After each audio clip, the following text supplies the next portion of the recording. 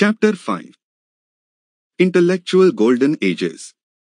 Before we start this chapter, you are requested to subscribe to this channel and like this video.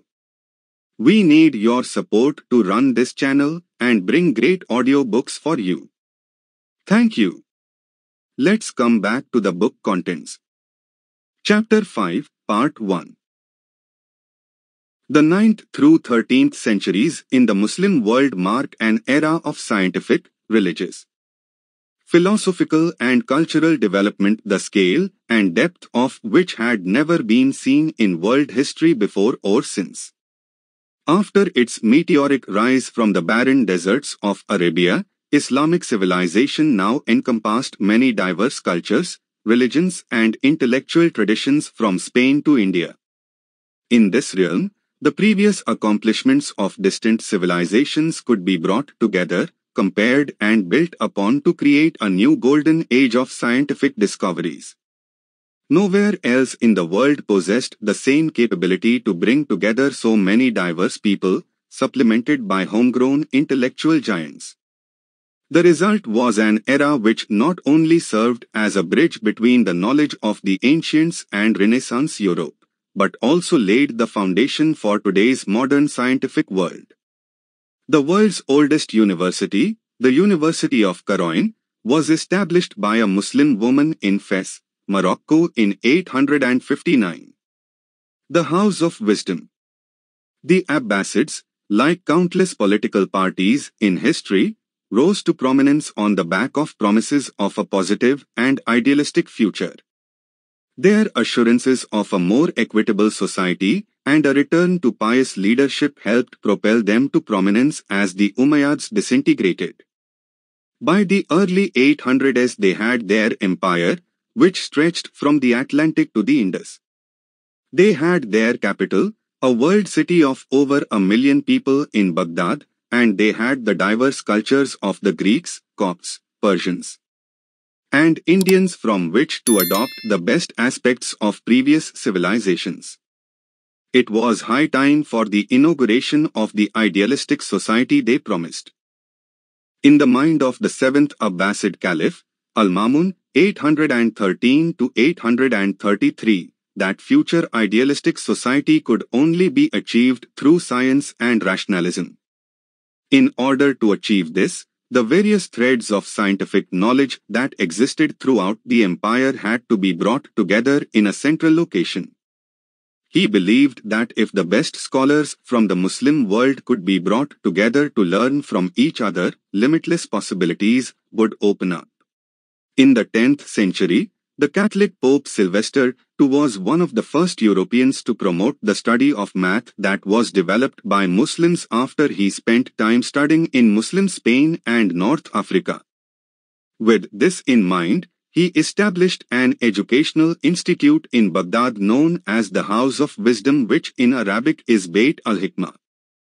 Its scope was such that it defies definition by modern understandings of educational establishments.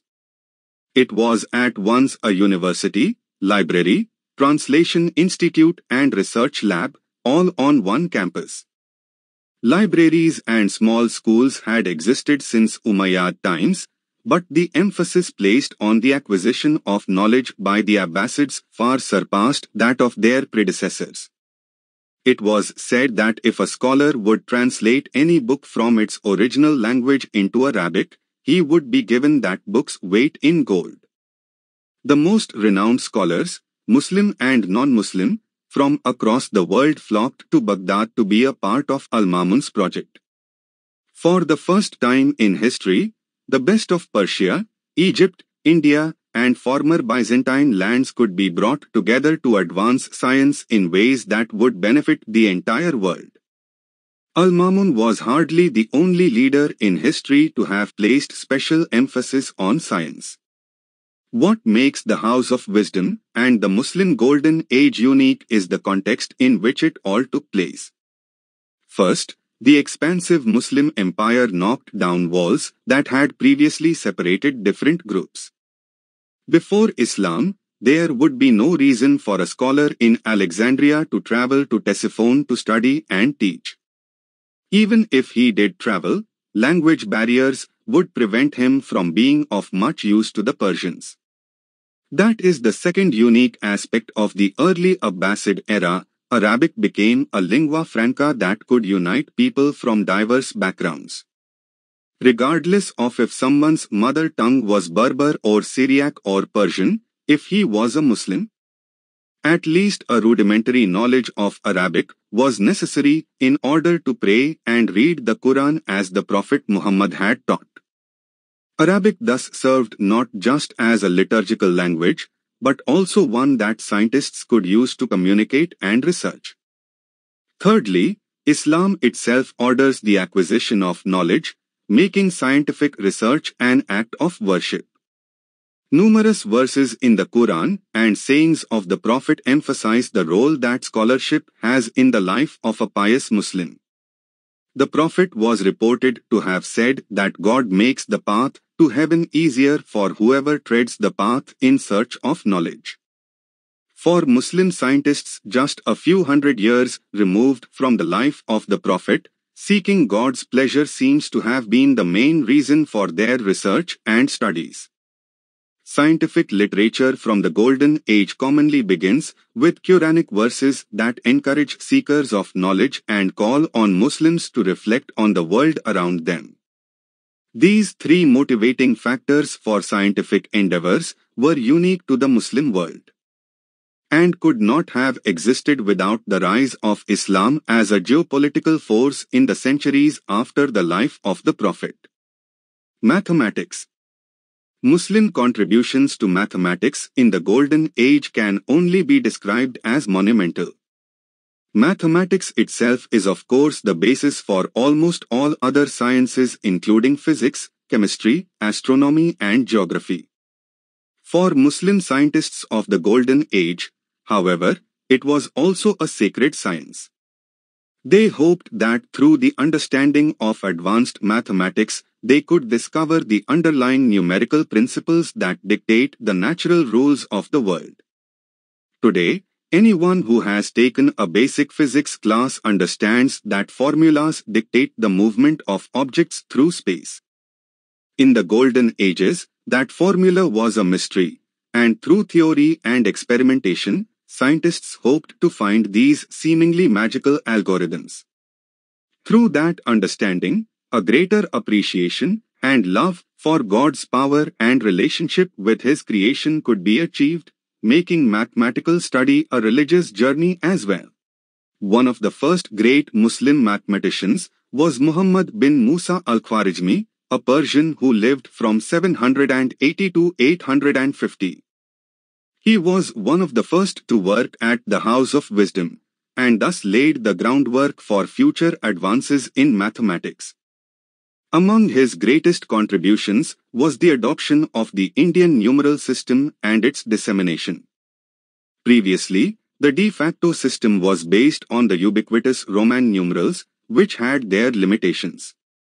Complex math problems involving non-integer numbers were near impossible with the Roman system, but the Indian system, 1 to 2, 3 to 4, allowed large and negative numbers to be more easily expressed, easing complex problems. Al-Khwarizmi not only borrowed the system from the ancient Indians, but also added on to it an important missing link, the zero. Although he was unable to mathematically prove zero, since anything divided by zero is undefined, Al-Khwarizmi implemented it in his further studies, revolutionizing some subjects and inventing others. Perhaps Al-Khwarizmi's greatest contribution was the development of algebra. In his monumental work, The Compendious Book on Calculation by Completion and Balancing, he explains how algebraic equations can be used to solve everyday problems, ranging from dividing up inheritance to geography. Here Al-Khwarizmi was a trailblazer. While the ancient Greeks were masters of geometry, they failed to separate theoretical algebra from it, and thus found limitations to the science. Al-Khwarizmi's book established algebra as a unique subject within mathematics with its own practical applications. In fact, The word algebra itself derives from Al-Khwarizmi's title for his book. It comes from aljabar, meaning completion, referring to the balancing of both sides of an algebraic equation to find a solution. Another of the great Persian mathematicians was Omar Khayyam, who lived from 1048 to 1131. Although he is mostly known in the West for his poetry on love and mysticism, he was also an accomplished mathematician, helping to push the boundaries of the subject in ways his predecessors could not. He managed to find a method for solving cubic equations, algebraic expressions in which the variable is raised to a power of 3. Pushing further into theoretical algebra, he was also one of the earliest, if not the first, to formulate the binomial theorem, which helps solve algebraic expressions by expanding them into sums. These discoveries may seem overly theoretical and only useful for torturing secondary school math students, but they have important applications. Through advanced algebra, subjects such as trigonometry and calculus could be developed. Muslims further developed trigonometry itself, particularly the 10th century scientist Al-Battani, for a very practical reason.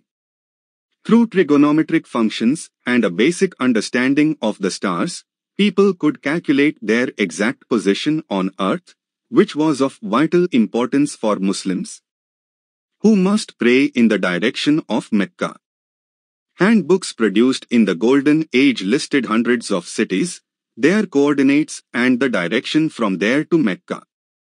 For this reason, many mosques built over 1,000 years ago are now being found to point directly at Mecca, even from thousands of kilometers away. The basic trigonometric properties put forth by Muslim mathematicians even serve as the basis for how GPS systems work today.